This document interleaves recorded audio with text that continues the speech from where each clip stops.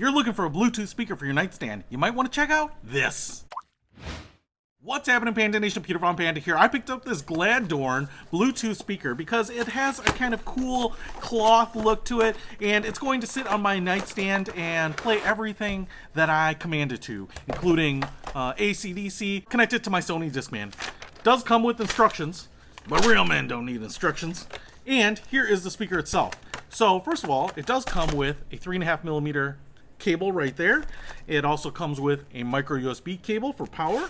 And it also comes with a little thumb screw right there, which I think we'll need to attach the legs to the speaker. So here are the plastic legs. I think this will bolt onto the back where that thumb screw will go on there. It's just kind of standard plastic. There's no rubber on the bottom, so it might skid around a little bit, but even the bottom of the feet are angled, so you should have a nice flat surface there. There is a little silicone around the hole there, so as you tighten in this thumb screw, I think it should kind of brace itself in place. Now here's the speaker. What I love about this is that this gray charcoal looking cloth is really stylish. It looks really good. We even have a little leather like tab up at the top, so it gives it kind of a retro luxury feel. On the back we have that soft touched plastic. It's a dark gray, which matches the cloth very well. We also have a play, pause, and a phone button right there, so I think that's your mode. And then it looks like we have a volume rocker switch right on the top.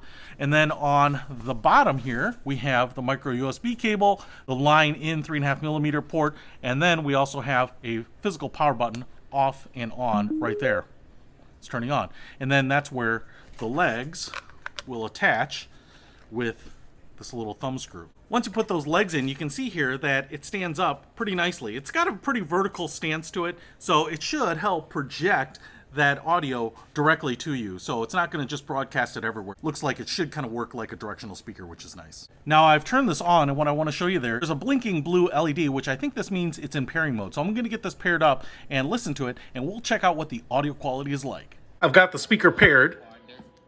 It's running on battery, no wires, and I got Blanco Brown playing, and I would say that these speakers are pretty good. What they have is a really nice clarity to them. Now, I will say that the drawback to them is that they don't have a ton of bass. So I've got the volume turned all the way up, and you can hear kind of just that thumping, but it's not producing really any bass. If I grab the speaker, I can kind of feel it, and if I turn it down.